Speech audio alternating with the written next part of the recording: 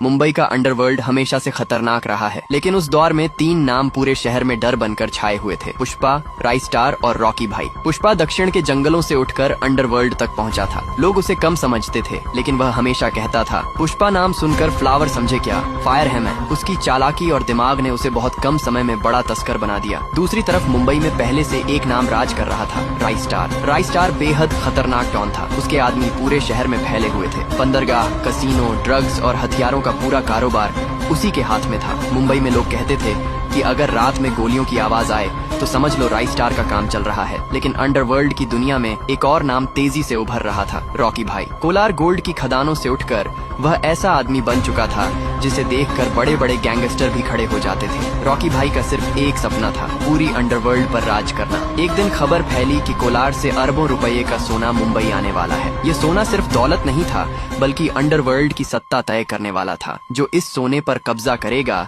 वही पूरे अंडरवर्ल्ड का असली बादशाह बनेगा। सोने की खेप मुंबई के पुराने बंदरगाह पर पहुंचने वाली थी। रात के अंधेरे में वहां तीनों अपने अपने गैंग के साथ पहुंच गए। सबसे पहले राइस्टार बोला, मुंबई में बिना मेरी इजाजत कोई कारोबार नहीं करता, ये सोना मेरा है। पुष्पा मुस्कुराया और बोला, झुकने का नहीं। तभी धुएं के बीच से भारी कदमों की आवाज आई। सभी की नजरें उस तरफ घूम गई। अंधेरे से एक आदमी बाहर आया, रॉकी भाई। उसने सिगरेट जलाते हुए कहा, अंडरवर्ल्ड में 3 लोग राज नहीं करते, यहाँ सिर्फ एक बादशाह होता है। इतना कहते ही गोलियां चलने लगी। पूरा बंदरगाह युद्ध का मैदान बन गया। कुछ ही देर में चारों तरफ लाशें बिखर गईं। सुबह जब सूरज निकला तो बंदरगाह पर सन्नाटा था। सोने की पूरी खेप गायब थी और शहर में सिर्फ एक नाम गूंज रहा था, रॉकी भाई। लेकिन दूर खड़ा पुष्पा हल्का सा मुस्कुरा रहा था, क्योंकि उसे पता था कि असली खेल अभी बाकी है। बंदरगाह की उस रात के बाद पूरे अंडरवर्ल्ड में सिर्फ एक नाम गूंज रहा था, रॉकी भाई। लेकिन कहानी यहीं खत्म नहीं हुई। कुछ दिनों बाद खबर आई कि शहर में फिर से सोने की एक बड़ी खेप आने वाली है।